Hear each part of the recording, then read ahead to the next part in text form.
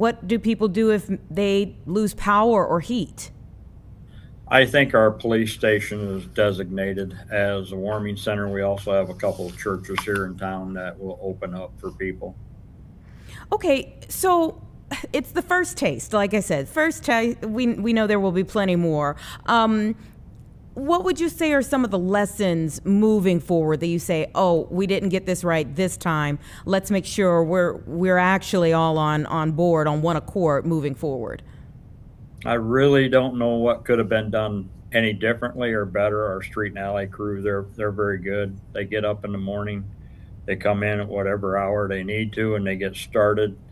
And when you get this much snow, that's a lot of snow to move, Mm-hmm. and it's been wet snow, so it's heavy as well. Yeah. And I really don't think we were notified. All the news reports, everything said it was coming. That I thought it said up to 6 inches. Well, we got hit with double that. So once the police department notifies our crew, they get started. So Yeah. it's pretty good. Are you born and raised, Moments? I've never lived anywhere else or been away from town more than 2 weeks in my life. So I love it. I love it. Okay, so walk me through what you can remember in terms of like this snow event compared to things you've seen in the past. oh wow, we've had some very, very severe snowstorms back in the. We had a couple in the 70s. I mean, it. You put a car there and you couldn't even see it. It was buried. It was that deep. Everybody was snowed in. So we've had a few issues, but the last few years have been pretty good. So I'm sure we're going to pay for it sooner or later. Yeah, yeah, yeah. And is there anything that you need from your residents right now to help the city work more effectively? Just make sure their cars are off the street. They follow our snow ordinance. On one side of the street, and then they move them the next day to the other side so we can finish cleaning. You know, more effectively. We do have a snow ordinance that tells where they can and can't park, and you know, I seen this morning there were cars everywhere on both sides of the Mm. street, and it was very narrow for some of our plows to get through there. So we got to pay attention to our snow ordinance. Mayor Steele, thank you so much for your time. Please keep us updated. If you need anything from us, you let us know, okay? Okay, thank you. Okay, you take care. All right, Alrighty, it's you too. 108 right now. We're going to go from one mayor to the other. Mayor Johnson here in the city of Chicago is speaking to reporters. Let's listen in. Deployed when we needed them. That's the quiet behind the scenes work that happens not with cameras or with photographs, but it is incredibly crucial to the vibrancy of our city. DWM is out there keeping the water running. I can't say enough about how hard our city workers are showing up for the people of Chicago, so that your commute could be a little bit easier this morning, and of course, a whole lot safer. Chicago, if you see city workers today out there in the cold, please tell them how much you appreciate their hard work. And look, this certainly relates to our budget as well. We hear a lot of calls for cuts, and people like to refer to them as efficiencies. But folks get real quiet when we ask them to provide some of the specifics. And the reality is our city services are essential. Whether it's a snowstorm, icy roads, or thunderstorm or flooding, we will continue to see extreme weather due to climate change, so we need to ensure that we have the staff that we need to meet this reality. Chicagoans do not want to see our snow plowing reduced. They do not want to see less workers out there working in the night so that their mornings can be better. Less workers means that our city streets will be less safe for drivers and pedestrians, and nobody wants that. We had 250 salt spreaders out last night and into this morning. We are focused on the main routes now, and Chicagoans can expect us to focus our attention to the neighborhoods this afternoon. The careful planning and diligent preparation of Commissioner Stollard, our Deputy Mayor for Infrastructure and Services, Lori Lipson, our OEMC Director, Velez, and our DFSS Commissioner, Angela Green, and all of our city departments who coordinated across departments to show up for Chicagoans should be thanked again. We appreciate them for their hard work.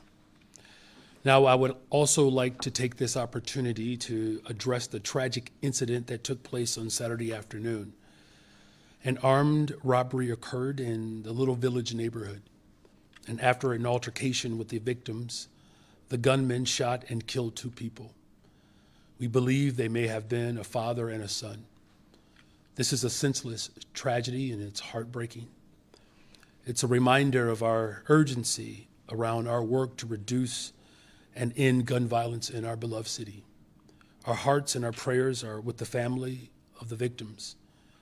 There are no words to express how devastating of a loss this is.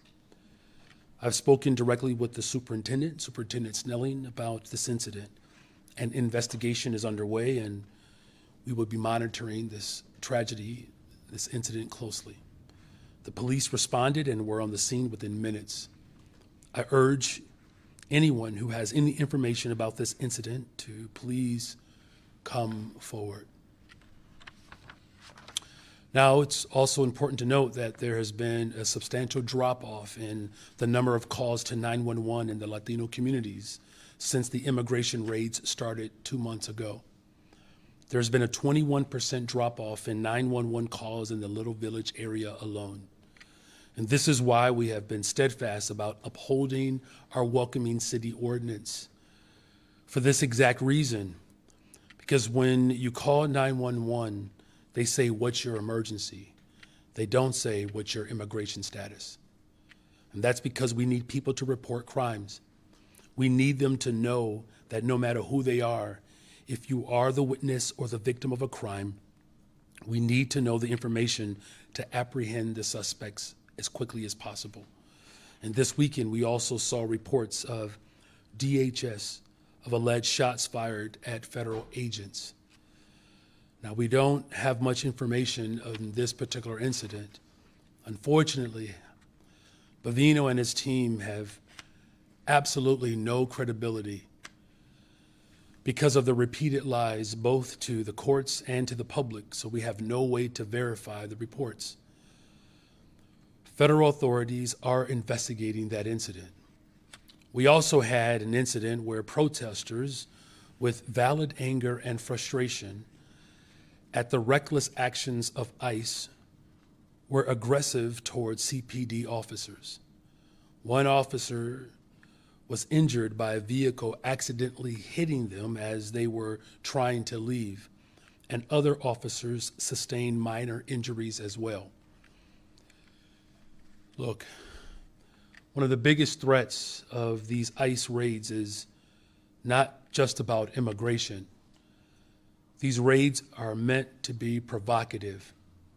They are trying to incite chaos, and they are putting our police officers right in the middle of it to clean up the mess that they are creating. We cannot allow the actions of these reckless Border Patrol agents to undermine the hard and steady work that we have done to rebuild trust between law enforcement and the communities that they serve. CPD was not and will not be involved with any civil immigration enforcement, period. But when they respond to any scene, their job is to get to the scene and to get the scene under control, to manage traffic, and to maintain the peace to the best of their ability. Superintendent Snelling and I have talked through this incident, and we will look closely at it to ensure that our welcoming city ordinance is being fully upheld and make any adjustments as needed. And finally, I need to say that I was certainly disturbed, as many Chicagoans were, to see the video of a 1-year-old child who was hit with a pepper spray ball, or hit with pepper spray. We will not be lectured about public safety when you have individuals who are masked and who are pepper spraying children, tear gassing our police officers. The chaos and cruelty will continue until we get Bovino out of our city.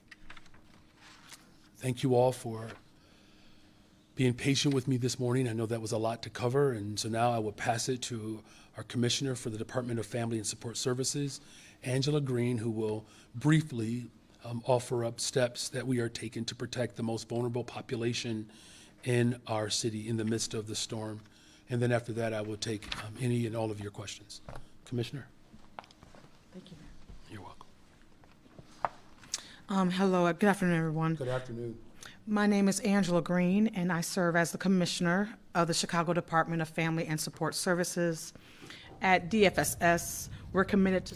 Okay, it's 1:16 right now. They're moving on with that press conference there. But you heard Mayor Johnson speak to several different things, giving props to city workers who have been working through the night as we've gotten our first snowflakes of the season. And he said, just make sure you're telling them thank you for the hard work that they are doing. He tied that into the issue of budget cuts. Of course, he just announced $1.15 billion budget proposal. And he was speaking of those who have talked about the cuts that need to be made to it to get that number down, saying that some of the work that has been done overnight wouldn't have been able to be done if some of those cuts had taken place. He said there were 250 salt spreaders out. They've gone from the main routes. They'll be working into the neighborhoods later on today. And then he started to talk about some of the issues tied to Border Patrol being in our area and Operation Midway Blitz. One incident in particular that has been talked about quite a bit with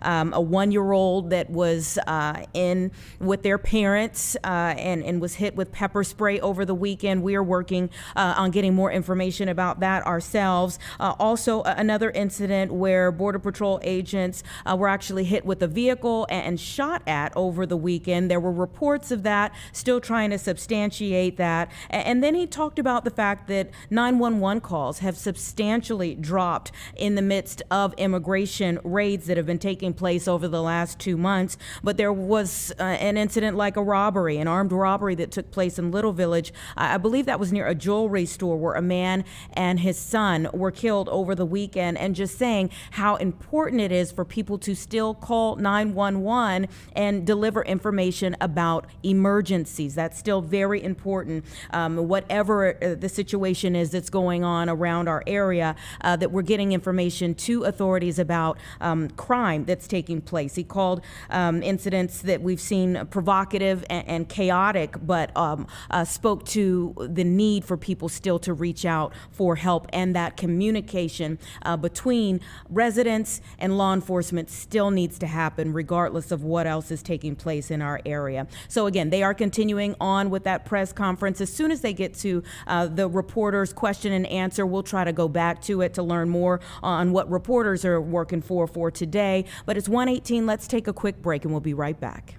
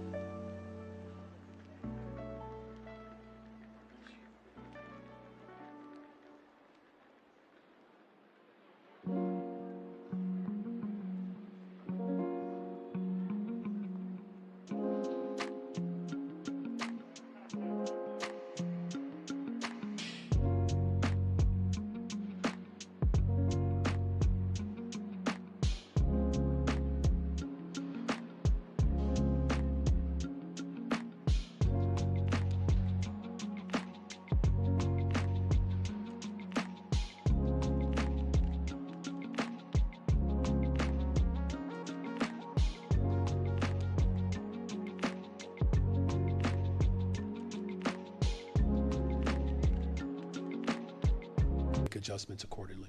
On the Ernst & Young hearing that's about to happen, since you put out your proposal, has there been anything else included in that you've revisited and think you might include in terms of upcoming amendments? Something that I don't think this would be a 2026 savings, but something that keeps being brought up in budget hearings is centralizing the procurement process. It's decentralized now. Is that something you are looking forward to doing, and what kind of savings does that bring in either 2026 or future years? Thank you. Director Guzman? I encourage you to watch the hearing that's about to happen. I want to be really clear because I think there's been a lot of misinformation about the options that are included in this budget. We are starting now a lot of the options in 2026 that will bear fruit in savings in 2027 and beyond. As it relates to procurement, centralization is on the table, and we're going to look at that. But it takes time for us to implement options because, frankly, our structures and our operations didn't get here overnight. They didn't get here in 1 year. And so we are working really closely with both the Department of Procurement Services as well as the Department of Finance to update our systems, to update our governance structures, and to begin to look at how we leverage our purchasing power, frankly, within the city of Chicago to not only get better rates on our contracts, but also to ensure that our departments are also being leveraged as relates to centralization of contracts that many departments might currently enter into separately. And so that's the grunt work that happens in the background. It's not a line item in the budget, but it will lead to what we believe will be significant savings over time. Good afternoon, Mayor. Good afternoon. This is also on the E&Y hearing that's happening today. Are there recommendations? I know you said last week that there's $80 million in savings and efficiencies from that report in this budget, but are there recommendations from that report that for whatever reason are not in the 2026 budget that you would consider incorporating that could be done immediately if there was political will for it? Well, the whole point of the report was to find ways in which we can have structural transformation to our budget. As our budget director has just articulated, it's a process. There are certain recommendations that have been put forward that the report in and of itself recognizes that there has to be a strategic way in which we implement and engage with all of these systems, right? So if something comes out that is in the report that we should review again, I've said this from the very beginning, it's my values that I don't negotiate, right? The details we can work through. And lastly, also wanted to get your reaction on 8 Democrats breaking ranks to vote to reopen the government without Democrats getting that guarantee of extended healthcare tax credits. And I know people are hurting with SNAP and the O'Hare and Midway delays, but do you have a reaction? Do you think that was prudent of those Democrats, including Illinois Senator Dick Durbin? Well, look, this is the position that the President of the United States of America has placed the American people in the midst of, right? This is the type of turmoil that he has caused. And do I think at a time in which working families are struggling right now, that this is the time to, see the cost of health care go up? Of course not. And I was just with some seniors on Friday, and the number of seniors who are hurting because they didn't get their full benefit of SNAP, or some families, received less than half. And so this is the chaos that has been caused by the President of the United States of America, and it's literally pitting poor people against working class people at a time in which billionaires are running away with more revenue and upstream than we've seen ever in the history of America. So, this is yet another example of why, our vision here in the city of Chicago and the budget that I put forward is designed to protect all of Chicago. Look, we can't control the things that are going on at the federal level. What we can do, though, is challenge those large corporations who are receiving tax breaks from the federal government at a time in which people are barely able to make the ends meet, that this budget secures all of Chicago, and it challenged those with means to pay their fair share. Hi, Mayor. Hi. I want to go back to the events on Saturday in Little Village. You've seen the videos. Did you see anything about the actions specifically of Chicago police officers that raises concerns in your mind that they violated the Welcoming City Ordinance? The Welcoming City Ordinance, I'm confident that there's no violation there. And we're always looking to see where we can make adjustments. Our police department did not enforce civil immigration policy or law. We don't do that. Their job, of course, is to minimize the chaos that's being provocated by a very demented individual. Are you concerned, as you've worked for these many years now, to restore trust between the Chicago Police Department and the communities? There are many people who've told me that they are angered by what they see Chicago police officers do, and as you said, the number of 911 calls is dropping. Are you worried that one casualty of these immigration raids will be sort of any improvement between the levels of trust between the Chicago Police Department and the people of Chicago? Look, we have worked exceptionally hard to restore the trust between law enforcement and the community. I am absolutely concerned that what Border Patrol, under the direction of Bovino, under the direction of his king, President Trump, that has ensued the great deal of chaos that he is trying to promulgate throughout the entire country. Yes, I'm concerned about that. And that's why we're going to continue to review all of these actions. But what I can say is this president has unleashed Bovino to unleash tear gas on police officers and babies. And then they have the temerity to take a picture in front of one of our public assets. There are horrific pictures that exist within America, in American society, graphic ones, from lynchings to black children being prevented from entering into a public institution. What Bovino and the Border Patrol are executing right now have the same grotesque proclivity as those who have worked incredibly hard to dehumanize historically people who have been placed in the margins. It's sick. Hey, Mayor. Hey. The Finance Committee just advanced money for a field house in the 17 ward. Was that field house a sweetener to get Alderman David Moore on board for the 2025 budget or for this next budget? So Alderman Moore has been working hard for, having more recreational space in the 17th ward, which is aligned with my vision for Chicago. We have to invest in our public spaces, particularly at a time in which the Trump administration has demonstrated a great deal of animus towards what should be designed for the public good. This is just another example of our commitment to make sure that there are safe spaces across the entire city of Chicago for the people of Chicago. I just did a community town hall there in the 17th ward where over 100 people showed up, and what they said over and over again, we need our public spaces to be made well, or even new spaces, of course, to continue to make people whole. And so this is a part of our vision to build a safe and affordable big city in America, and I'm glad that you're noticing that.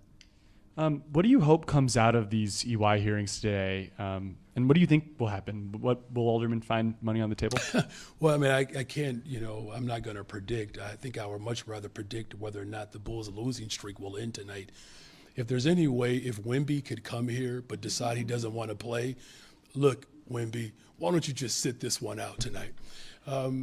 Look, what's going to come out of the report is that, first of all, that folks are going to see why we made this investment. That's the big thing. We put forth this investment that some had some trepidation around, which, sure, I mean, I get that. But we've already demonstrated that we're willing to implement the very ideas that came from this report. I just hope that they spend, the same amount of time in this EY report also looking at how corporate interests are continuing to get away without having to pay their fair share in taxes. I think all of it requires our attention at this time, but I'm grateful that so many aldermen are as meticulous as they are under my administration. Hey, Mayor. Hey. Alderman Villegas is proposing a $1.25 package delivery tax as a possible revenue option. Are you considering it, and is this even possible to do without approval from Springfield? As of now, we don't have any indication that this is something that we can institute without Springfield. Gotcha. Librarians and other unionized employees criticizing the proposed CPL budget, which eliminates 69 vacant positions, and notably a 50% cut in the collections budget, $10 million to $5 million. Are you reconsidering these cuts, or is this set in stone for the library? Well, look, it's a proposal. We're going to continue to look and explore many different ways in which we can fully fund all of our systems, particularly at a time in which we do know, again, that the interests of corporations continue to be prioritized over working people. We're going to use every tool that's available to ensure that we stabilize the library system as well. As you may know, that right now the structural deficit that it's working under is causing a deal of weight as well. That's something else that we're looking to repair. And just real quick, you alluded to Bovino being outside the bean today taking photos. Any reaction? One agent said, say Little Village, and they all chanted Little Village, and apparently some kind of photo op. Any reaction to that this morning? They said what? Little Village. They said, everybody say Little Village, and then instead of cheese, assuming some reference to the neighborhood and their activity there. Yeah, look, this is ugly behavior. It's something that, it's unfortunate that this is the type of provocation that the President of the United States of America has endorsed. We don't do that in the city of Chicago. We believe that all of our neighbors deserve to be protected and loved and supported. That's why this budget is about protecting all of Chicago. Hi, Mayor. Hi. Can you tell me how many aldermen you have met with one-on-one to talk about their concerns they might have for the budget? And is there an exchange back and forth where you're willing to hear out what they might want in return for a vote of support? Well, look, I've met with a number of alders who've expressed, points of this budget that they're really excited about. And there is a lot to be excited about in this budget. The fact that we're committing our work to community safety and mental health expansion. The Department of the Environment is being restored now that we're moving in phase 2. We have, found a pathway within this budget to be able to right size overtime for policing. Phase 2, the civilianization. I can go on and on. I mean, most of what's in this budget, people wholeheartedly understand where we're going as a city. As far as, again, some of the details of the budget, there's always going to be some back and forth around that. I think I'm a pretty good listener. I think I've gotten better as mayor of the city of Chicago. And, it's just one of those elements that we're going to talk to as many alders as possible throughout this entire process, sometimes one-on-one, sometimes in smaller groups.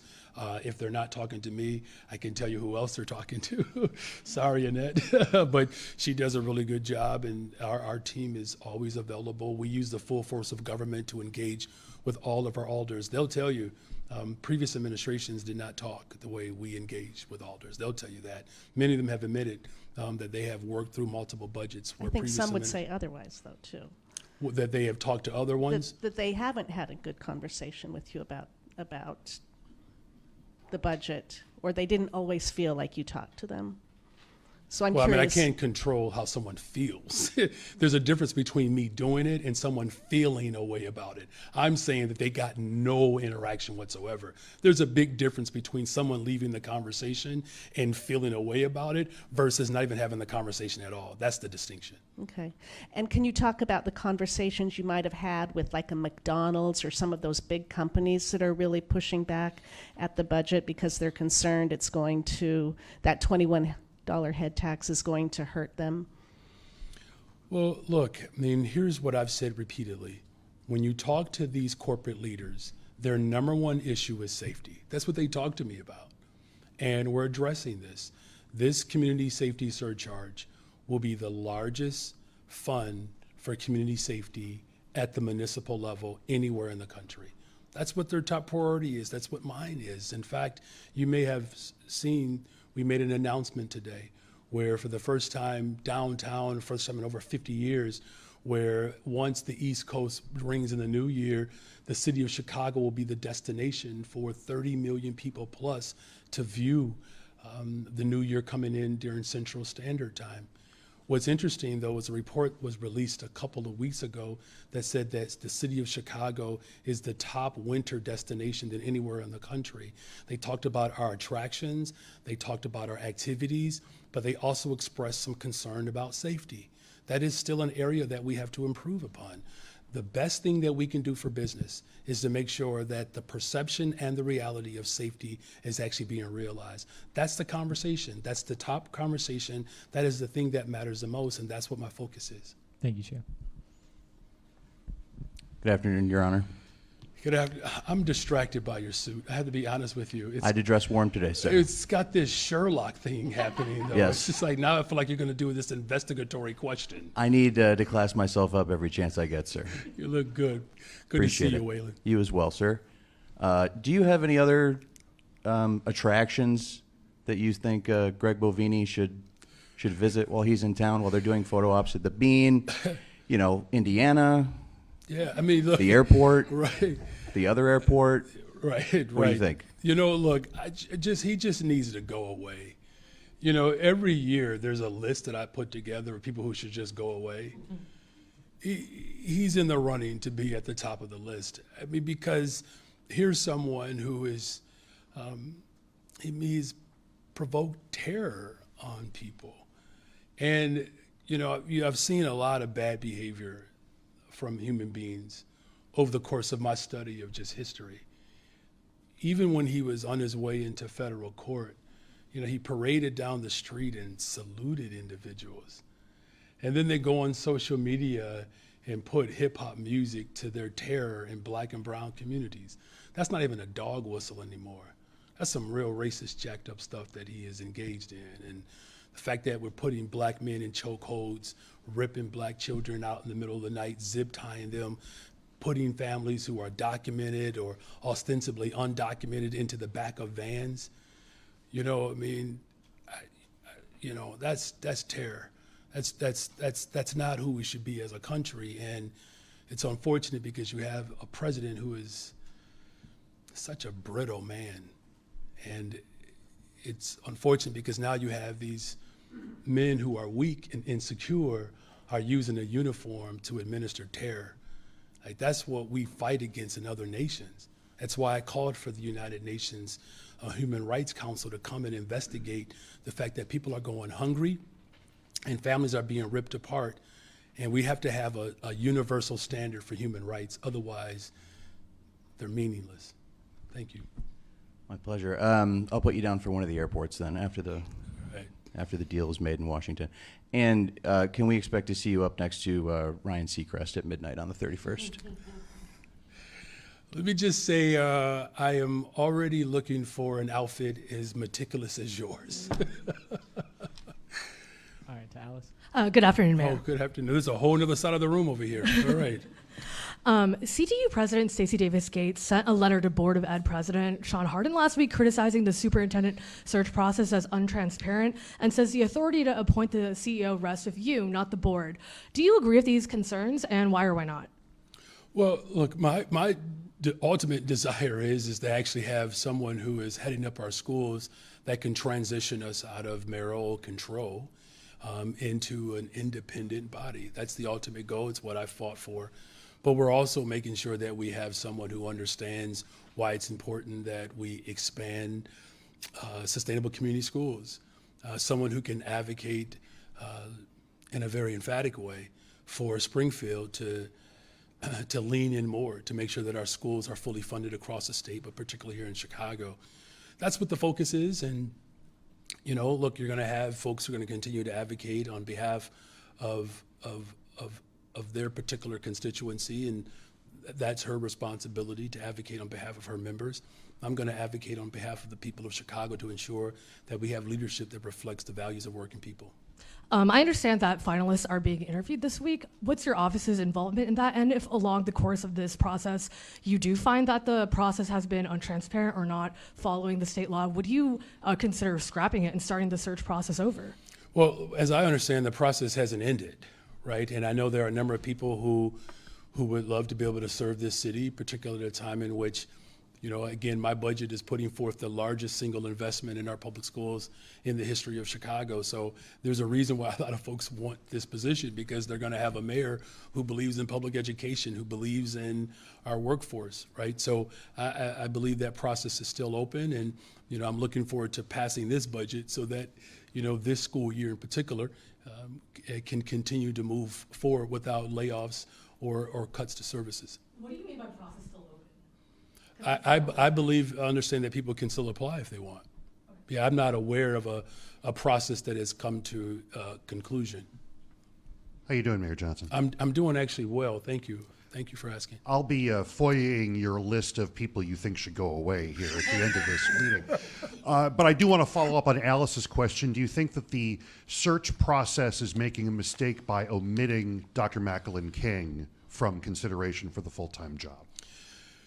You know, look, I mean, first of all, you know, the interim structure that we have right now has been under a degree. Okay, continuing to listen into that press conference there, and I will kind of summarize what we were able to listen to thus far in just a moment, but we have a developing situation out on the West Coast that we want to take you to here live. We have a police chase that's happening in LA. This was on the 405. You can see there at the top of your screen as we give you a bit of a location there.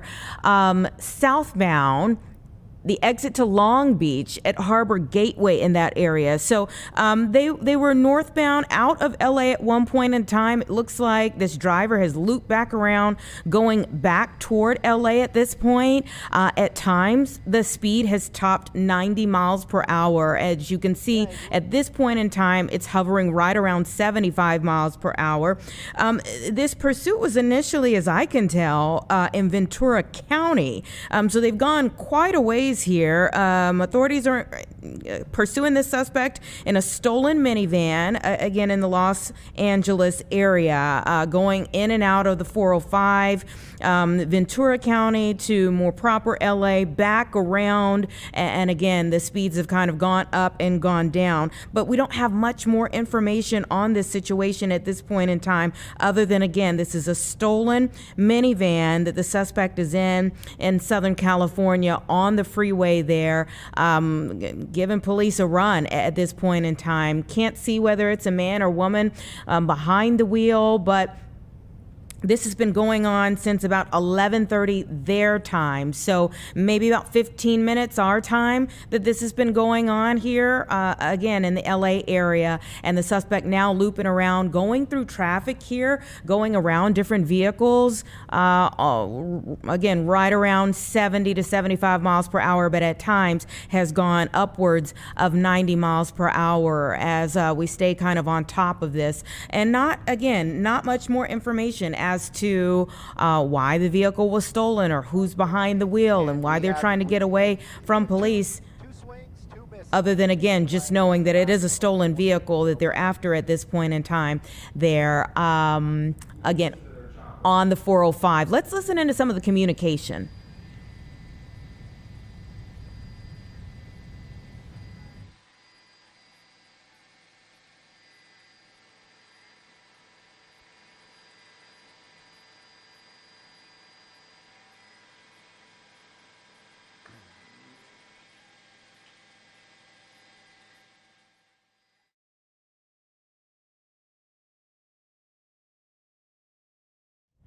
All right, at one point they were trying to communicate about what was going on there on the freeway, and we were going to try to listen in to what they were saying so we could get a little bit more clarification as to what's going on there in LA. But again, all we know at this point in time is that there is a police chase. They are in pursuit of a stolen minivan. The suspect behind the wheel here that's topped 90 miles per hour at points in time here on the 405 in Ventura County, the LA area, kind of looping in and around that area. So we'll stay on top. If I get any more details about what's happening there, I will let you know. Just to go back to some of the things that were talked about in the mayor's press conference here. He talked about the government shutdown. He was asked about revenue ideas that he's proposing proposed in his budget for the city of Chicago that could now be off the table if this new Senate proposal goes through. Again, there has been some movement in terms of the government shutdown in the overnight hours here. We're seeing that there are some Democrats, moderate Democrats, that are willing to work with Republicans to try to end this government shutdown, as we are now in 40-ish days in historic territory here. So trying to get some movement there. It still has to go back to the House, so there's still, it's tentative. There's still a lot of work to get that across. But one of the reporters was just bringing up that some of the ideas that the mayor has here about his budget could be off the table if that particular proposal goes through. And in fact, the reporters were asking him to respond to the Democrats that are now aligning with some of the Republicans, and that does include Illinois Senator Dick Durbin. And he says that overall, this is a situation that they've all been put in. He says that poor people are being pitted against the working class while billionaires continue to get richer. Obviously, he can't control what's happening at the federal level, so he's working at his level to try to even some of the things out that he's seeing here. And his budget director talked about misinformation that she believes is out there regarding budget options that are on the table, and some updates they said that they're trying to do to systems, governance, and they talked about structural transformation that they're trying to bring to the city of Chicago, and that they're also looking for better leveraging options to things going forward. Now, he talked a lot about immigration enforcement and what's been happening, particularly in Little Village over the weekend. There were several questions about one particular situation that happened over the weekend, and that fine line that CPD, Chicago Police, have when there is an operation, a federal operation going on in our area, and some people's question as to whether they went too far. Did they break the Welcoming City Ordinance? Does this erode the trust level that has been such a hard thing to work on over the years here in our area between CPD and the communities that they serve? And he says he stands behind CPD. That their job is to minimize the chaos. They are not in charge of civil immigration enforcement. And yes, they will continue to work on trust here in the city of Chicago between law enforcement and police. But he also addressed what we have seen this morning, a picture that was taken of DHS federal agents that were out at the Bean this morning, and some of the things that were said or reported to have been said as they were taking that picture. There was a photographer that just so happened to be in the area taking pictures of the snow and the conditions this morning and captured that picture of the federal agents there at the Bean. The mayor says that this goes in line with a historic demonization of people that are pushed into the margins of society. We'll show that picture later on in our newscast. We spoke even on Chicago Now earlier this morning about the Block Club Chicago photographer that was out there when all of this took place. And then he was asked about the Ernst & Young hearings that are going to be taking place today. This is going to happen in the 2 o'clock hour. We're coming up close on the 2 o'clock hour here. So, of course, the mayor puts out his budget proposal. There were several aldermen, one that we spoke with here on Chicago Live last week, that are now questioning, okay, if you had Ernst & Young come in and the city paid $3.2 million, I believe, for them to show you some of the things moving forward that you need to do in terms of a budget, and these council members are saying, well, I'm looking at the budget and I don't see where the Ernst & Young hearing or the Ernst & Young report is reflected in it. They called on an emergency hearing to go back over the Ernst & Young report. That's going to be happening at 2 o'clock, they say, to look at financial and strategic reform options as they now go back into negotiations with the mayor as to trying to work out a budget for the city. He says that the people will still see see when they have this hearing why he made such investments that he did into community safety, the Department of Environment, mental health, policing overtime, and much more, that people will understand, that most people, he believes, do. But for those who don't, they will see when they begin to talk and look into those things. But there were many budget concerns that were brought up. And then on a final note there, they were addressing the CTU president, criticizing the CPS superintendent search for a lack of transparency. Apparently the finalists for CPS superintendent candidates are going to be interviewed this week, so much more to come out of that. Again, that press conference is continuing to go on, the reporter question and answer portion. It is a standing invite for the mayor to have reporters come in on Monday around this time and talk about many different things that will be big stories throughout the week. So that's where we got in the time that we were listening before we went out to LA for the police chase that is taking place there. And if we get any more information on that, we will let you know about it too. It's 1:50 though. Let's take a quick break and we'll have another conversation on the opposite side of it.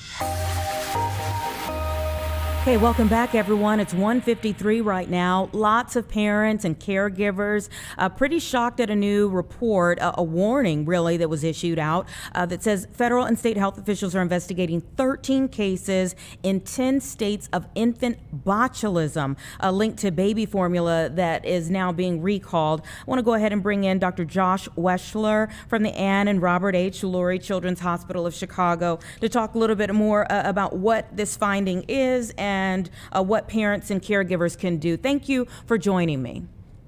Yeah, happy to be here and answer any questions. Absolutely. Let me just ask you right off the top your reaction to hearing about this.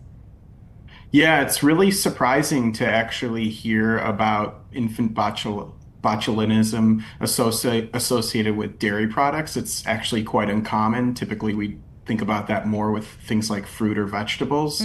But at the end of the day, these recalls are typically very precautionary, as this can be a very fatal illness, something that we'd want to get a hold of quickly. Yeah, and it does include the state of Illinois in this, along with those 9 other states here. And By Heart Inc. has agreed to begin, again, recalling 2 lots of the company's whole nutrition infant formula, according to this Food and Drug Administration statement. So what is infant botulism? Well, that's a great question. So, infant botulism is associated with a toxin that's released by the bacteria Clostridium botulinum. The infants would ingest actually the spores, which then, once they colonize and become activated, the bacteria start to evolve from that and then release the toxin. The toxin is a neurotoxin essentially, so it can lead to things like poor feeding, weak cry, decreased facial expression, loss of head control, even things like constipation, difficulty breathing. And it's really, of course, the things like difficulty breathing that are a big concern. We want to get an identification of that as quickly as possible because there are treatments for this, which is great. So once it's identified, something like Baby Big can be given. It's an immunoglobulin that can neutralize the toxin and allow for treatment. One of the biggest challenges with this is that there can be an incubation period. So you can even have days or sometimes or even weeks after the ingestion before you identify that there's a problem. But once that cluster of symptoms starts to occur, medical attention is absolutely necessary. Wow. And all 13 of the infants in this were hospitalized after consuming formula from those 2 lots. So you talked about some of the signs, and some of them are extremely concerning. Are there long-term effects from this? It depends. So the treatment that we have, if there is injury to the nerves, doesn't completely reverse that. So that's possible. But in most cases, there'll be a full recovery. So the expectation would be no. And again, early identification is absolutely the most important thing. So what prompts the recall? Like, is it, I mean, obviously if one child goes to the hospital, but is there like a set amount of cases that then prompts a recall? Well, the FDA is going to keep track of all reported cases of infant botulism. And to the extent that they can identify a potential risk factor, such as a common formulan, in this case, this is a relatively uncommon formula in terms of how common it is to be taken by babies on the market. So it was something that showed up as being commonly ingested. And then out of abundance of caution, there's going to be a voluntary recall to try to limit any further cases. And in fact, with this particular case, it really hasn't been clearly identified that this is actually causative, more just that the bacteria may be present. Okay, and then how much bacteria has to be present for someone, especially a child with their, a weaker immune systems, to actually present some problems? Yeah, so I think it's really important to remember that formula in the US is very tightly regulated by the FDA. Every company has to meet strict standards for quality and safety testing before batches can go out. And, for the vast majority of babies, formula is going to be very safe and reliable.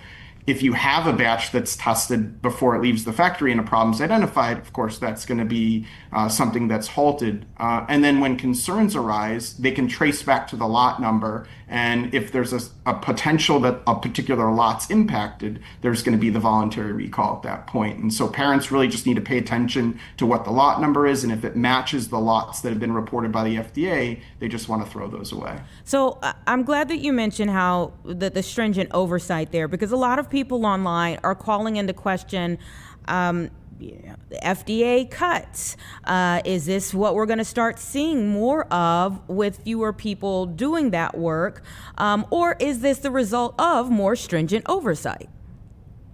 Yeah, of course, I am not a political pundit, so very hard for me to comment on things like that. We definitely want to maintain the safety oversight that the FDA provides. It's obviously extremely important. How to interpret budget cuts in the context of that, I don't think I'm equipped to do something like that. Yeah, well, let me ask you how parents can quickly check and decide whether this is something, what they have that needs to be thrown out. Yeah, so you're going to want to look on the can that you purchase from the store, and then potentially go on to the FDA website or the ByHeart website, and you'll see the lot numbers listed. And if it matches, then of course you're going to want to throw those away. What's some other advice you would give to parents? I feel like anytime we see something like this happen, it's a shock to the system. And sometimes, people want to then start making things at home or, how far should people go in hearing something like this? Yeah, again, as I mentioned before, formula in the US is very tightly regulated. There's very strict safety standards. It's very rare to see a recall like this. I don't think there should be a major source of panic. And instead, I think that this is the kind of thing where you want to pay attention to potential recalls. And if you have one, you want to potentially look for a replacement product. I think it's still safe to use products by that company, even if as long as it's not matching those lot numbers. And the ways in which we prevent against botulism is that we avoid certain products under certain age, so no honey.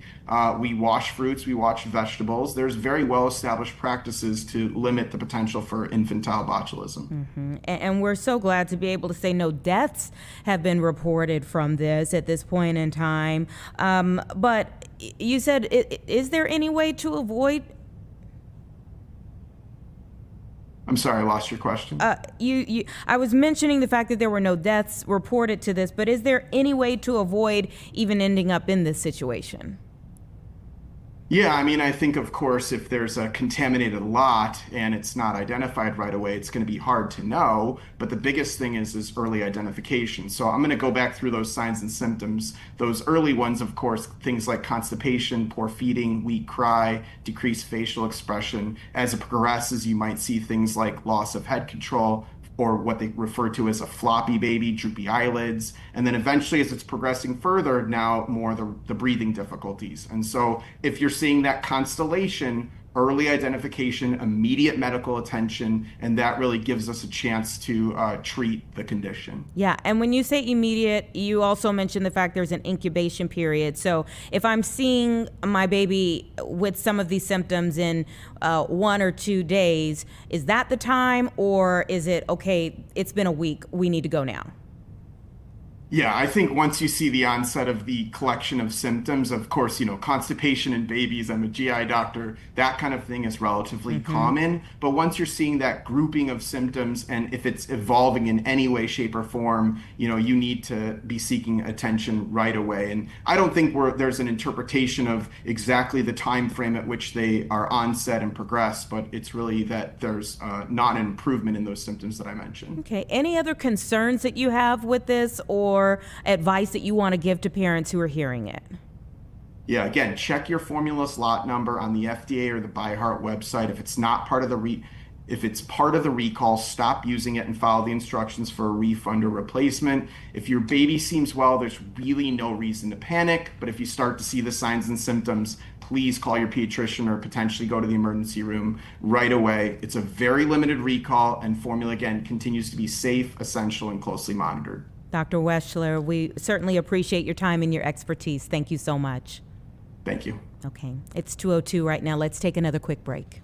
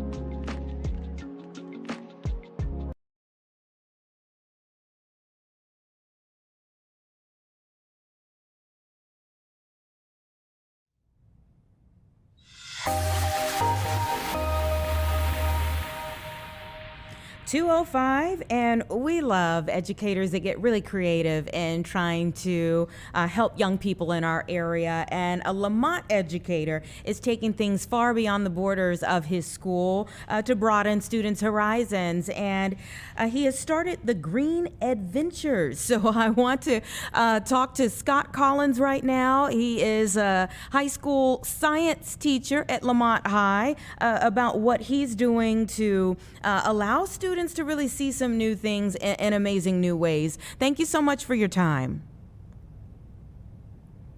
I have you on mute, I believe. I'm not sure if it's our end or your end. Let's see if we can get some sound here. Okay, we're not hearing you on our end.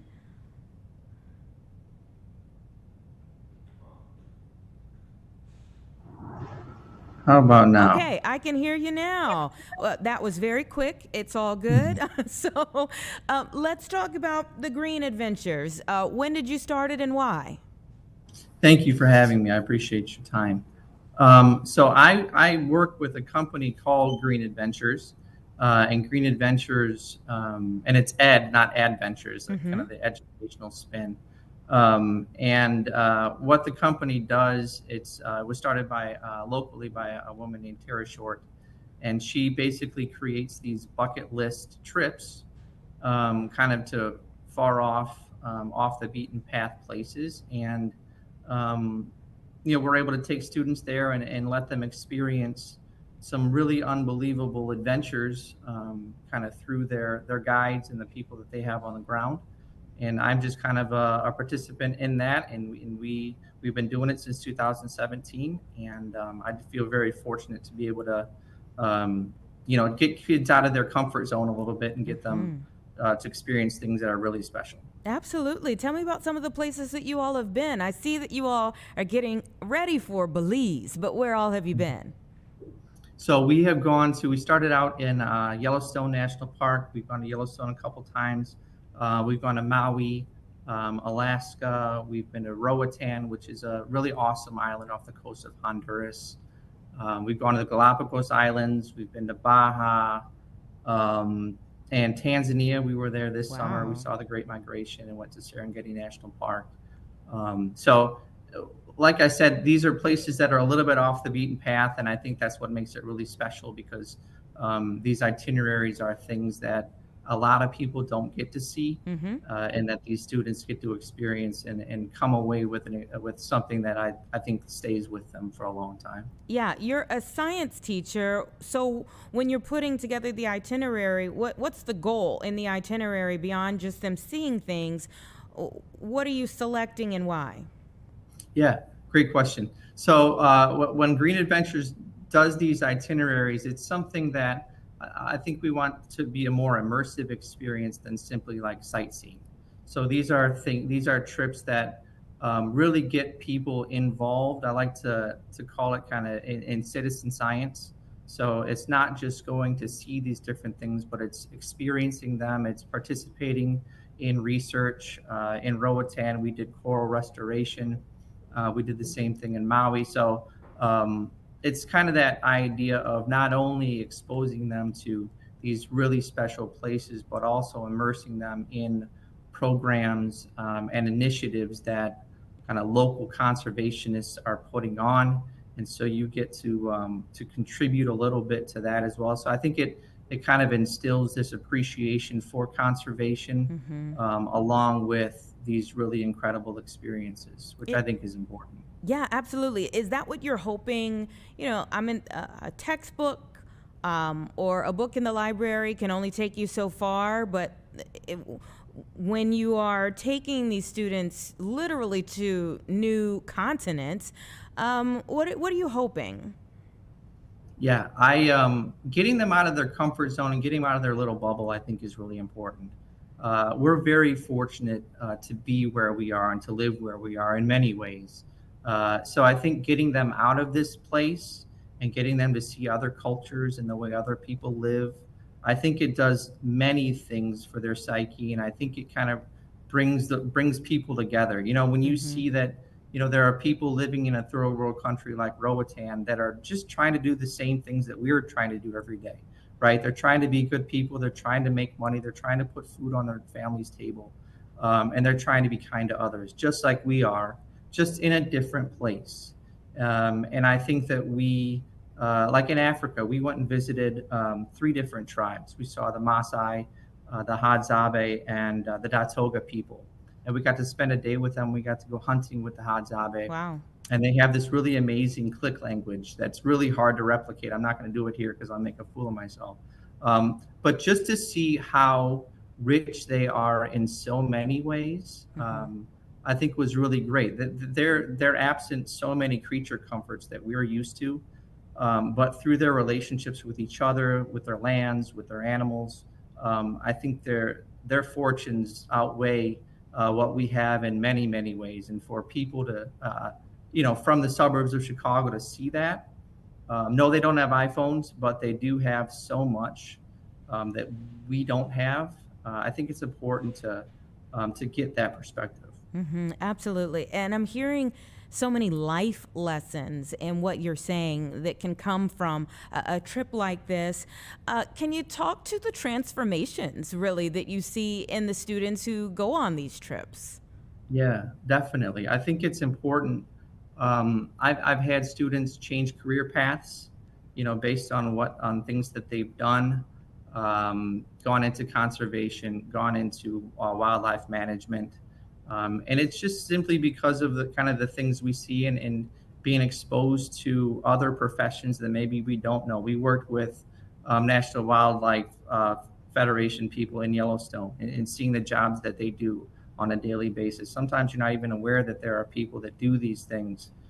So instead of wanting to go, I had a student who was going to go to dental school and completely 180'd her mission and what she felt like she needed to do and went into forest management. It's things like that, but I think it's also lessons that we can internalize. There's this, I don't let my kids, my own kids at home, I don't let them say that they're starving anymore. You can say you're hungry, right? That's okay to be hungry, but don't say you're starving. Like when you've gone to Roatan and you've seen people living literally on a garbage dump, you get a whole new perspective on what it means to be hungry, right? Don't say you're starving. You're not starving. You know where your next meal is coming from. You just got to wait for it. So it's things like this that I think you can take with you that you don't forget. I will never forget that, and I don't think my students will either. And I think it kind of shapes the way that you interact with the world around you. Once you come home, you appreciate things much more. Sure. So do you take one a year? How are they spaced out? And how do you select the place? Yeah, great question. So yeah, we do one a year. We do one every summer. And it's basically, as I said, Green Adventures makes these wonderful itineraries, and Tara just keeps finding these places, and the trips just keep topping themselves. So she kind of has a menu of these different destinations, and they all just keep getting better. But they're all kind of centered around the idea of immersing yourself, and like I said, they aren't kind of your run-of-the-mill tour. Sightseeing tours. When I was in high school, I went on a trip like this, and it's become my goal to pay it forward a little bit. It really influenced me, and I hope that it's influencing students each year that we go. So let's talk some fundamentals. Obviously, when you talk about trips to a different country, I'm hearing dollar signs. How much does a trip like this cost? And are there like scholarship or fundraiser opportunities, sponsorship opportunities? Yeah. So anybody can go. Any high school student can go. I don't limit it to my own school. I'm not affiliated with the school at which I teach. If you are interested, if you are curious, if you have a sense of adventure, you're welcome. Even if you're in college and you have a STEM major, I've had students who have come on 3, 4, 5 tours with me, just because of the experiences they come away with. The cost is typically anywhere between $4,000 and $6,000, so it's not cheap. but it's not extravagant. That's all included, and it's usually 10 to 12 days. That's flights, that's food. So I understand that it's a privilege for people to travel, right? To have the means to do these things. I wish more people could do it, simply because of the perspective that it gives you when you're able to get out and see other places and other people. It's not just the animals that we see, right? Africa was incredible when we had male.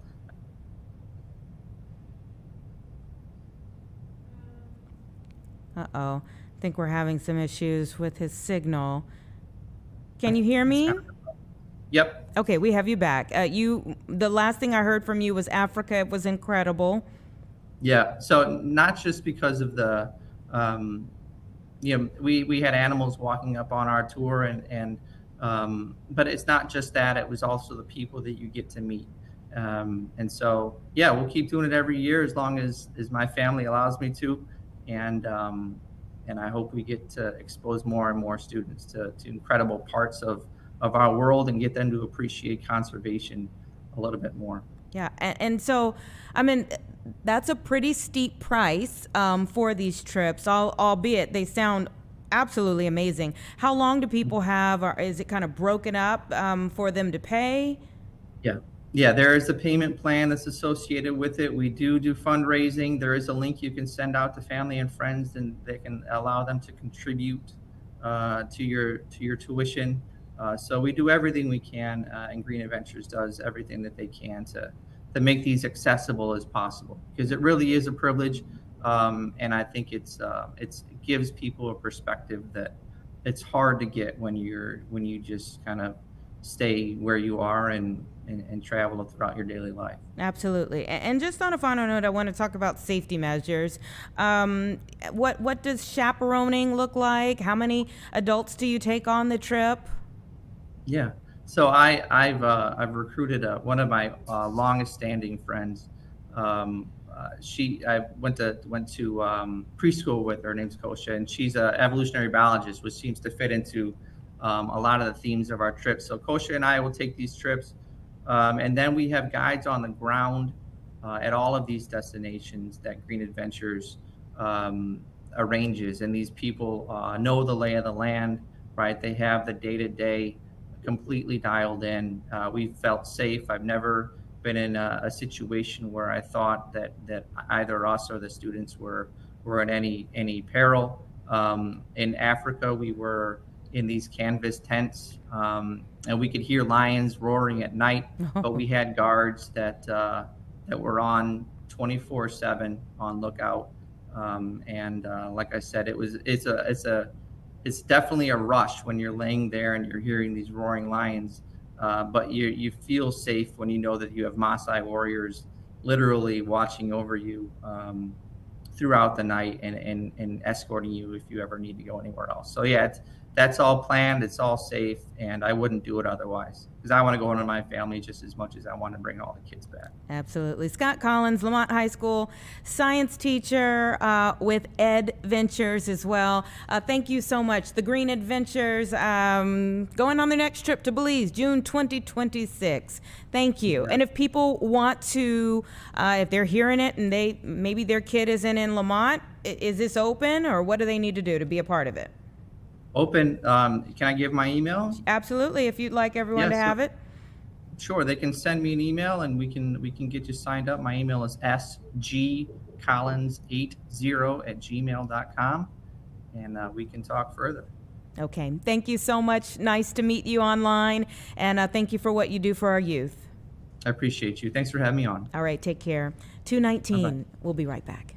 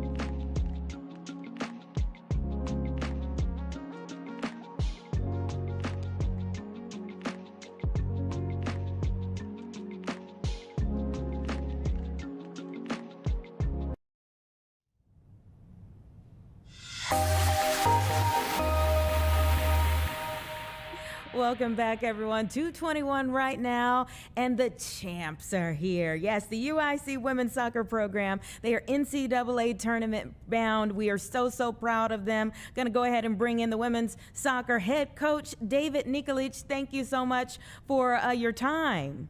Thanks for having me.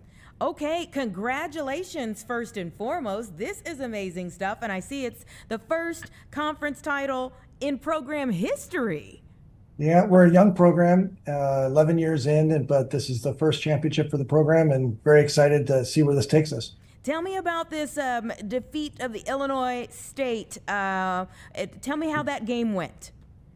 Well, I'll tell you, it's as you can see outside, it's cold, right? And it was a cold day yesterday in Normal, Bloomington Normal, and the game was very intense, very back and forth.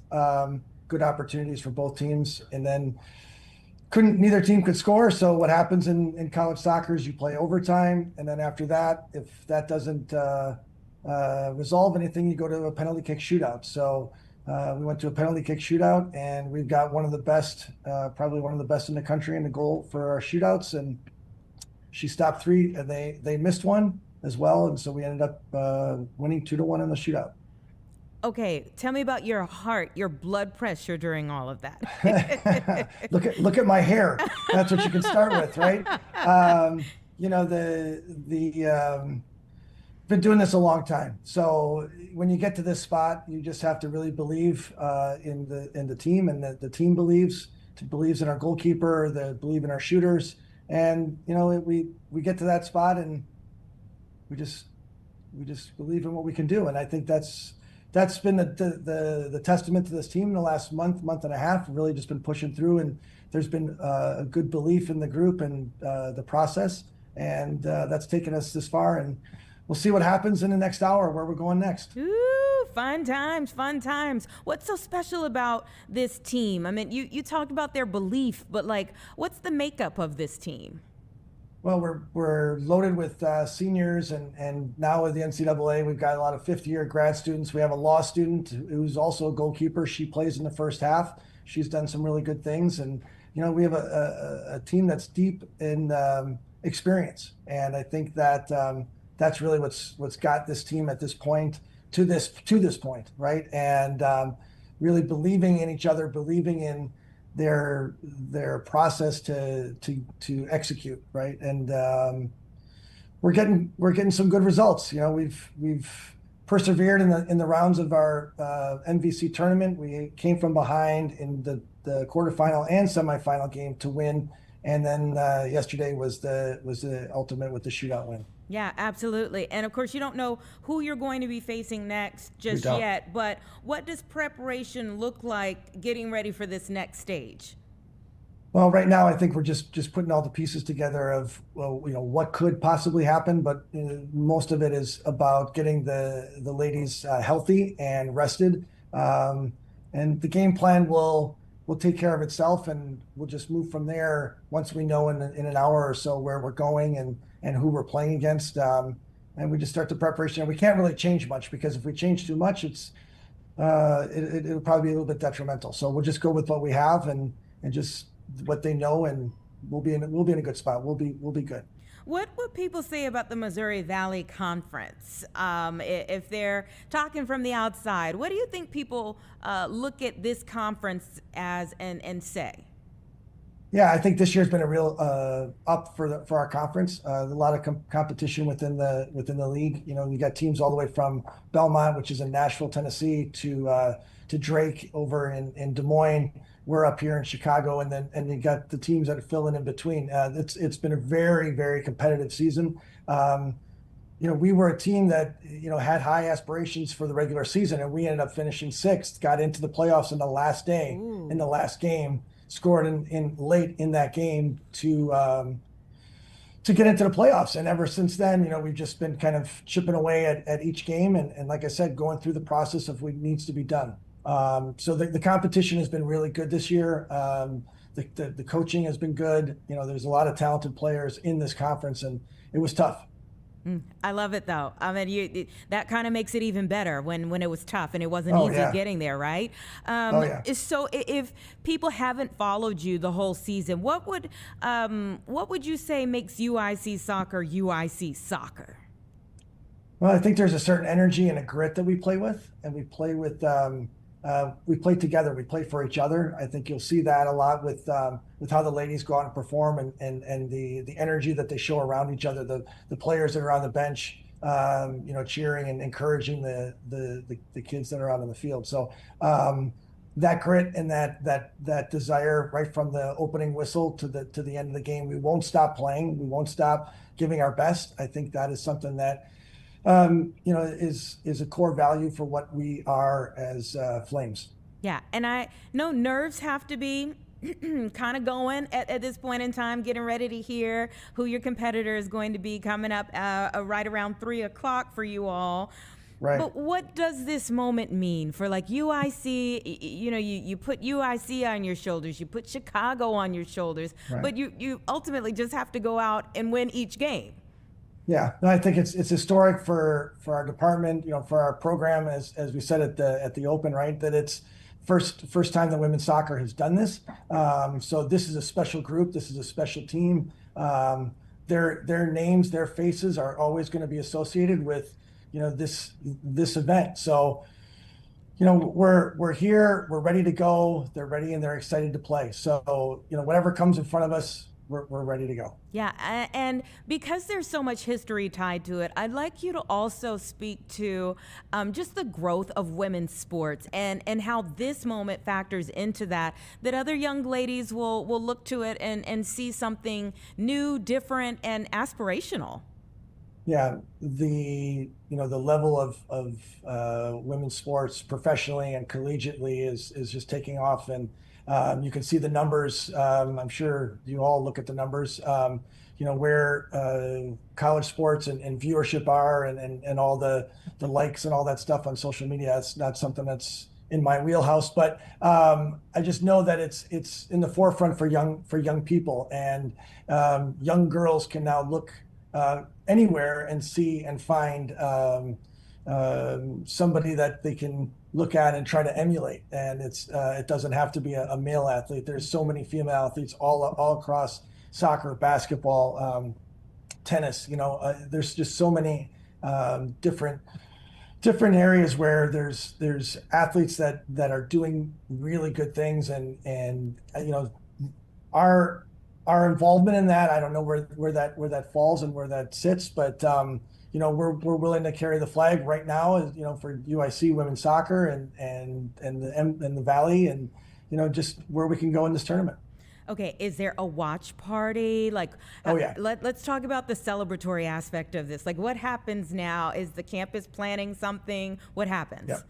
Yeah, so we'll be gathering in about 15, 20 minutes over in the baseball stadium. We've got a nice setup over there, ready for the team, to welcome the team and the department and other people across campus. So I haven't been over there to look. There's others that are setting it up, but it's it'll be really special for the team. It's going to be something that they're going to remember. And again, this is a historic day for UIC athletics and women's soccer here at UIC. It's a great day, and so we're gonna live it up and enjoy it. And then once we know, we start the work and get back to playing soccer. All right, what a ride. We hope that it continues for quite some time. Please keep us updated.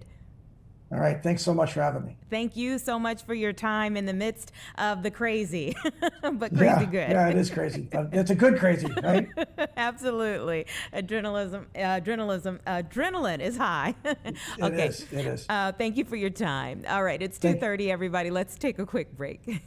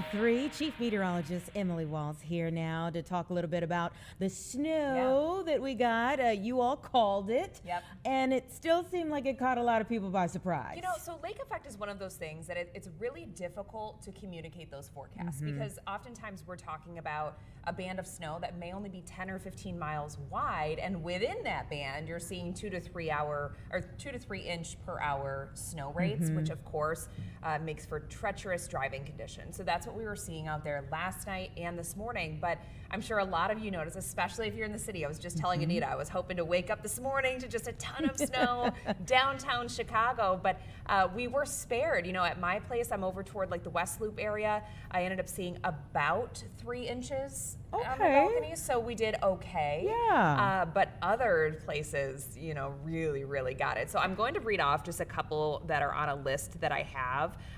Some of the more impressive totals that we have is in Cedar Lake, Indiana. So that's over in Lake County, Indiana, 12.3 inches. And then in Momence, which is down in Kankakee County, we had a really, really prevalent band that was parked right overhead for hours this morning. We spoke with the mayor of Momence at the beginning of the show. How they doing? Yeah, they had, I think, 6 spreaders out. So they had a lot of work to do. And he talked about the fact that, you know, the other jobs that the people who were running the spreaders had to do. So they're doing a lot of work up there. Yes. So right now, the latest report that I've seen coming out of Momence has been right around 12 inches. So a foot on the dot. Also, Lake County, Illinois also got hit pretty hard too. So we have the city of Chicago, of course, smack dab in the middle of Cook County. Yeah.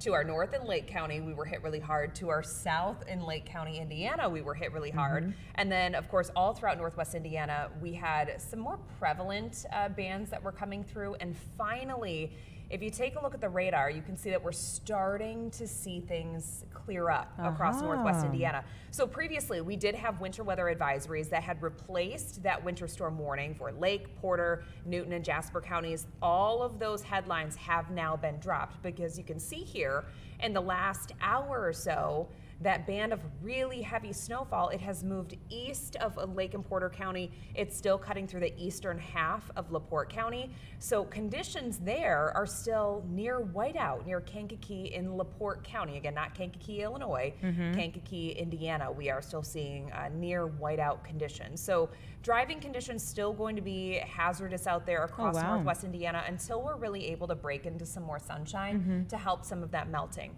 Temperatures right now are actually above the freezing mark for a lot of us, which is wonderful news. Look at that. But yes, here, this is an idea of, you know, what Northwest Indiana has been dealing with this morning. So things are starting to get better in Lake, Porter, Newton, and Jasper counties, but LaPorte County is still in the thick of it. This is a look at 94, and you can see the timestamp down at the bottom. This was taken at noon, so this is about 2 hours at this point ago, but either way, we're starting to see some improvements. But this picture gives you an idea of what folks were dealing with out there this morning. And then it seemed like, you know, there was a lot of activity overnight. There was a lull for a minute, and then it came right back through. Yes, so that was very much as expected. There was kind of 2 waves that were going to be coming through. The first one came through beginning yesterday evening after about 10 p.m. or so, and then the second wave was that really thin narrow band. And you know, it's one of those things that we love to forecast as meteorologists, but again, it's a really difficult forecast to convey, because a lot of times when you're throwing out numbers, so for instance, last night, a lot of us were throwing out 6 to 10 plus inch totals. And there were several locations that did end up seeing that within the winter storm warning, but was it a blanket 6 to 10? Right. No, and that's the difficulty in relaying these forecasts, because with lake effect, it's so localized. So one person can get hit really hard, and it varies from location to location. 10, 15 miles away, it's a totally different story. Yeah, absolutely. Okay, so we've had all of this going on today. Are we through with the snow? Oh, we're not only just through with it, Anita, things are getting better. Okay. So tomorrow for Veterans Day, we do have a small chance for snow showers in the morning, but it's going to be nothing in comparison to what we just went through. And that's just a morning event. After that, we're going to be partly sunny. Temperatures tomorrow, mid-40s. So for those of you that love the snow, I have bad news that all of this is going to be melting throughout the week. At least you got a taste. Yeah. At least you got a taste. You know, so we were really talking about the cold snap that we were going to be experiencing Sunday and and Monday. So we're in the thick of it still with that cold air. We have wind chills out there in the 20s, but the rest of the week, we have a really, really nice warming trend. So tomorrow for Veterans Day, we're in the mid 40s. Yeah. We jump to the 50s with sunshine on Wednesday. And then by Thursday and Friday, we have temps that are going to be in the mid 50s. Oh, Chicago. Yes. I feel like the vegetation is like, what is going on? Like know. that bright red, and you have some yellows. And yes, it's fall, and this can happen around this time. But yeah, I just feel like the vegetation has to be like, is a little confused, you know. And I will say too, there's a park that's very close to my home, and I saw quite a few branches down because we had the snow piling on top of these trees, but since they haven't dropped all of their leaves yet, it's all that extra weight on those branches. So unfortunately, you know, I think a lot of us probably are seeing some branches down of our very pretty trees that we still have. Yeah, and we got grapple overnight. It woke me up. I knew we were gonna be getting snow, but then it was like, yes. You know, it was a little different. So a lot of people get sleet and grapple confused, but yes, we did have grapple last night. And grapple, for everybody watching, it's that really fun kind of precipitation that almost, I mean, it's not if you're fun awake. to be in, but it looks like Dippin' Dots ice cream. True. That's the best way True. to describe it. That's so a good it's almost like characterization. it hits the ground, but it doesn't make that like ping sound, right? If you hear that ping sound, that's sleet, because that's an ice pellet that's hitting your windows or your windshields. But yeah, we did have some grapple out there. You could see that the snow in the city last night. I know that when I woke up this morning, I noticed some of that on my balcony. It looked like little, you know, Dippin' Dots ice cream had been, you know, spread across my balcony. The trail, yeah. Okay, and you said by the weekend we're looking at 60s. Yes, if not very, very close to 60s. So we do Wild. have a rain chance going into Sunday of this weekend, but otherwise it looks really nice. We're kind of getting back on track with fall, and we're actually kind of turning the corner over to above average conditions going into the weekend. So, you know, a little bit of everything for everybody this week. But yes, fortunately, road conditions out there and everything today, they're going to start to improve. I just came in, I was driving around on the city, no issues whatsoever. Yeah. So things are really good in the city of Chicago right now. Our streets and sand, top notch, and they deserve all the accolades for doing a wonderful job. Okay, all right, just got a little tester for us, you know. Some things to maybe, I think Roseanne was saying this morning, a lot of people were getting like windshield wiper fluid and things like that. So just a little test to get us ready for finding what's the to car come. scrapers in your storage units. Go ahead and locate them now. Get them ready, put them in your car, all those things, you know. Okay. All right, well, thank you for getting us You're up so today. welcome. 2:41, everybody. We'll be right back.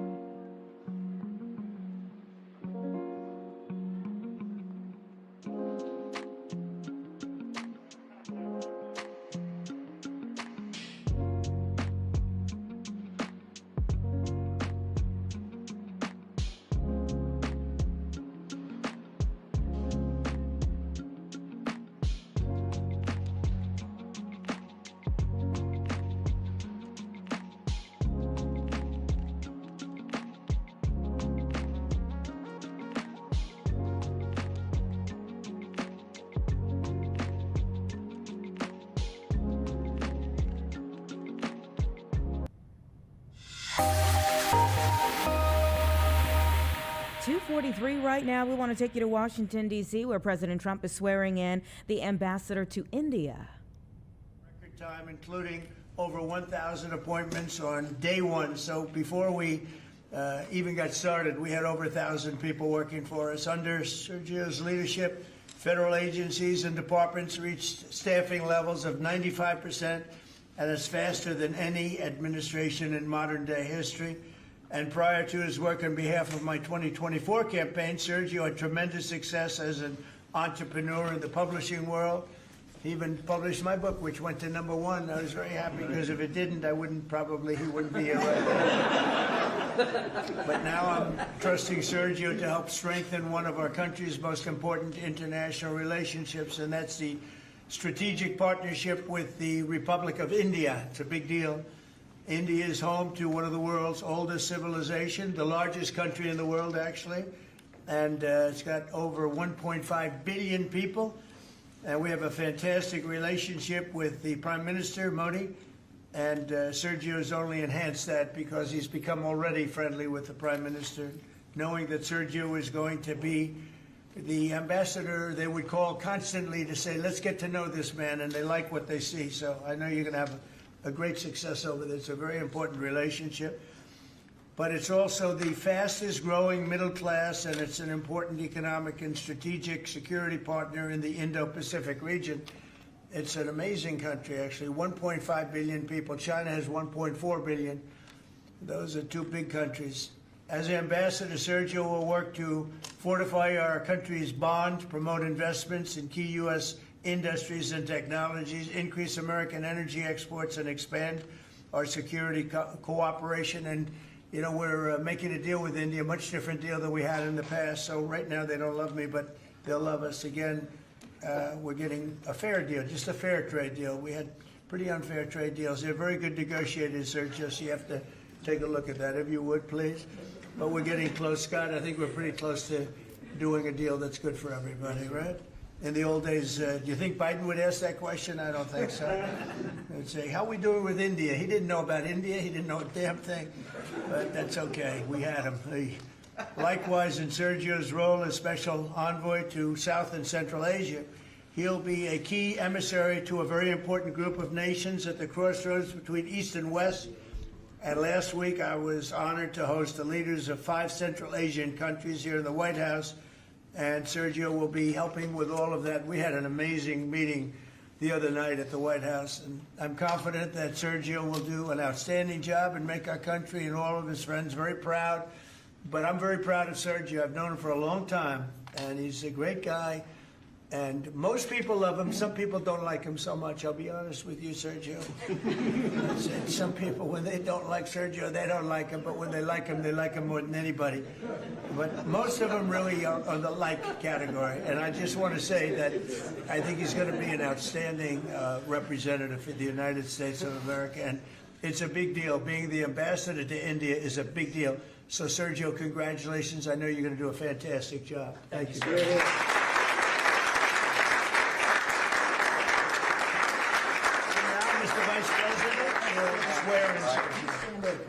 Okay. Swear him in here. Left hand up, right hand up. Thank you. Thank you, Judge. I appreciate the assistance. We have such a crowd here, you'd think we're swearing in a vice president, sir. Okay. Please repeat after me.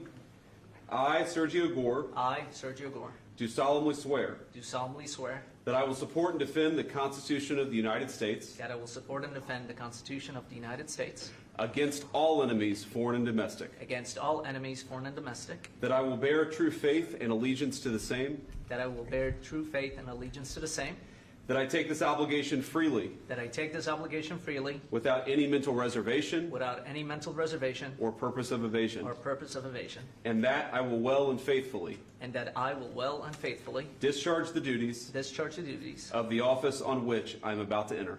Of the office of which I'm about to enter. So help you God? So help me God. Congratulations, Mr.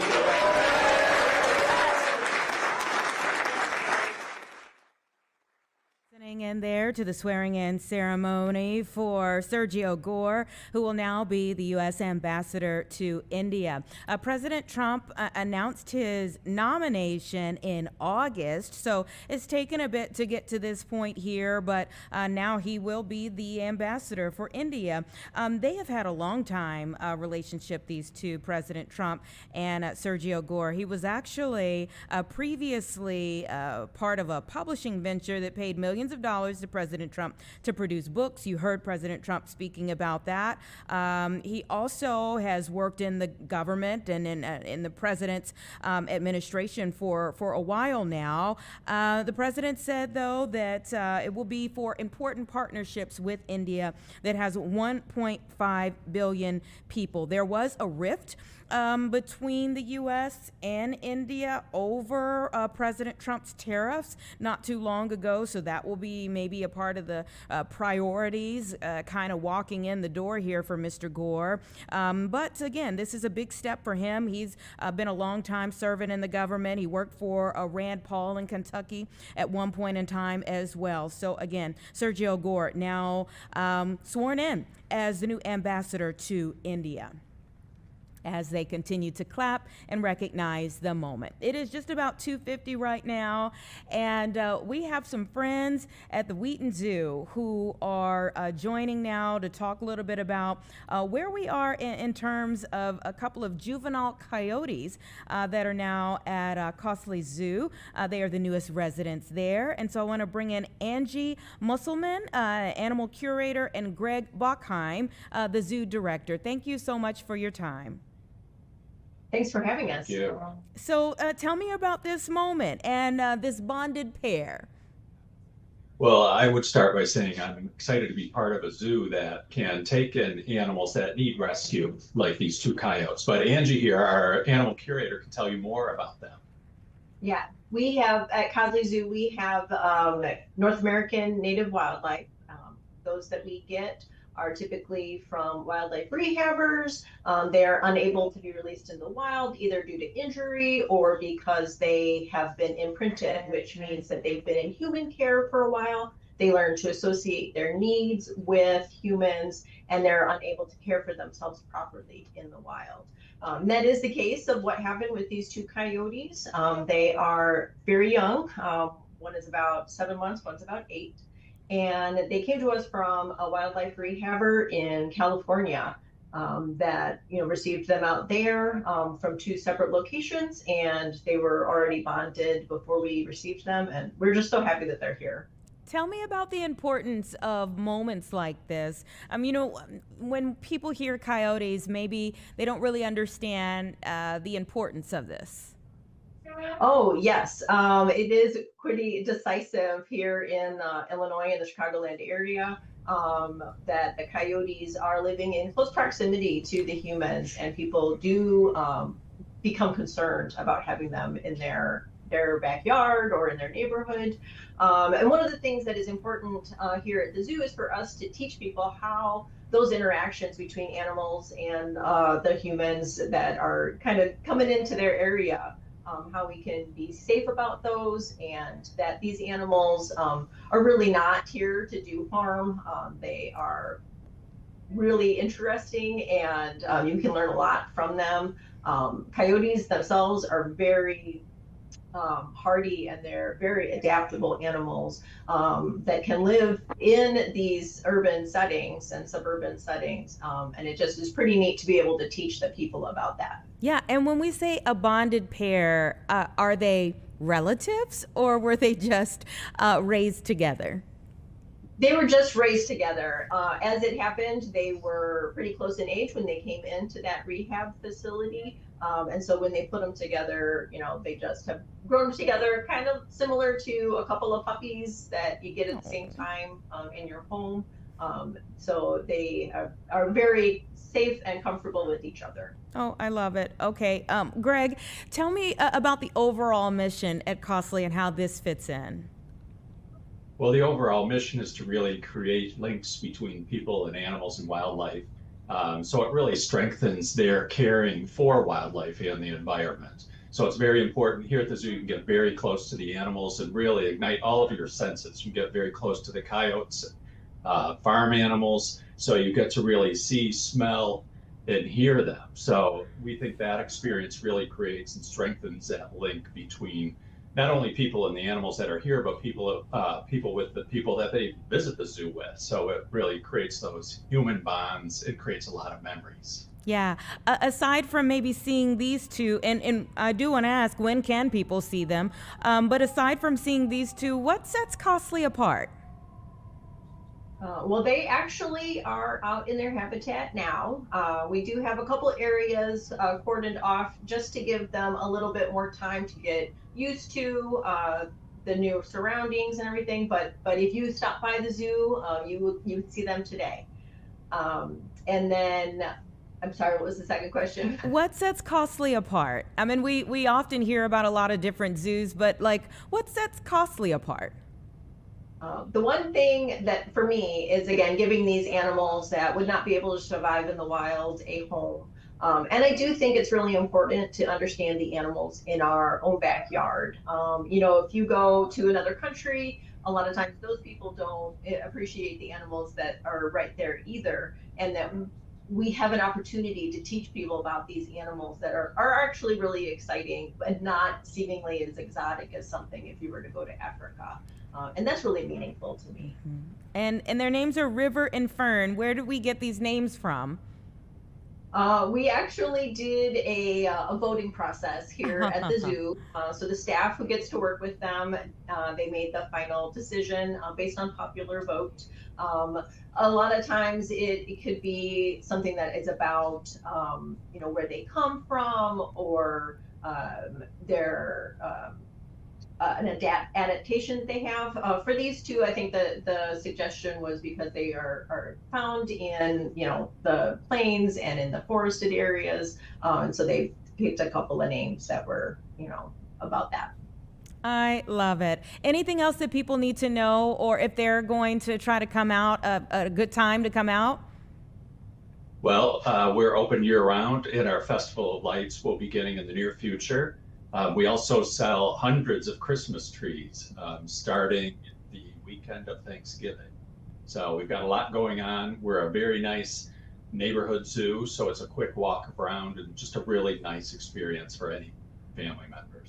Awesome, awesome. And how long have you been around? 50 years. This is actually our 51st year. Oh, congratulations. Wonderful. Yeah, more people need to get out there, and hopefully we can get you all on the show more often. I feel like we don't talk about Cosley that often, so it's great to hear from you all and to hear about something new that you all have there. River and Fern. Thank you. Thank you so much. Thank you for being a part of the show today. It's 2:56. Guys, are we going to take another break? Okay, we'll take a quick break. We'll be right back.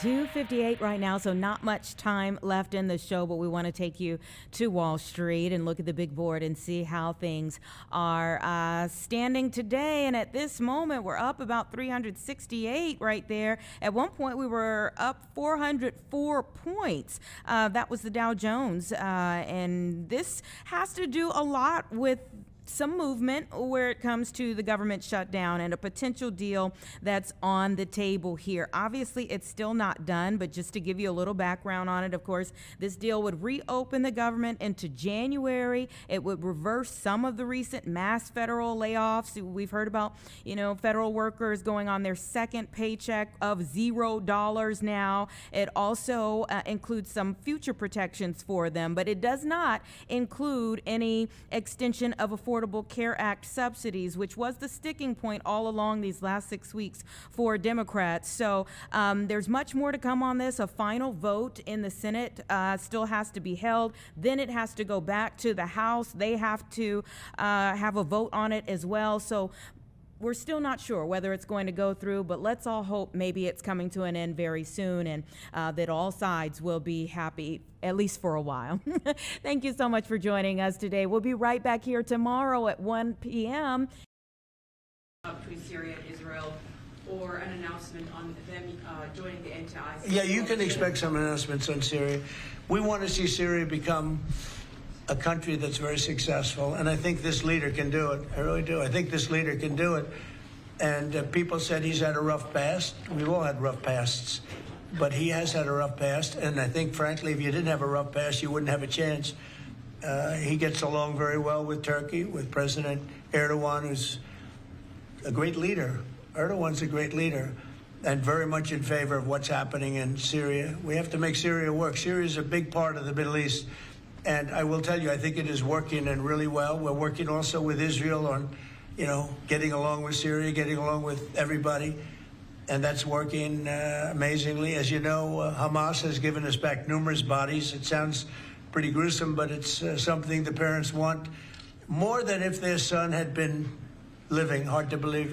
I've seen all of the parents, so many of the parents, and getting back the body of their son, their dead son, is as vital to them, as important to them, as if the boy was generally the boy was alive. And as you know, over the last 4 or 5 days, we've gotten a lot of the additional bodies that they said they were going to. They've worked very hard to do that. So we have peace in the Middle East. It's a great thing, and nobody's ever seen anything quite like it.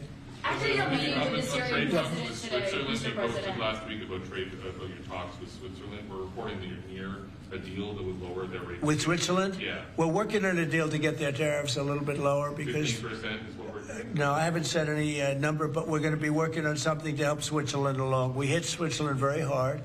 We want Switzerland to remain successful, and we're a part of Switzerland in the sense that they've been a very good ally. Yeah, we're working on them and some others, and we're working on others to increase them a little bit too. How close is it to Switzerland? Switzerland? What, do you have something to do with Switzerland? He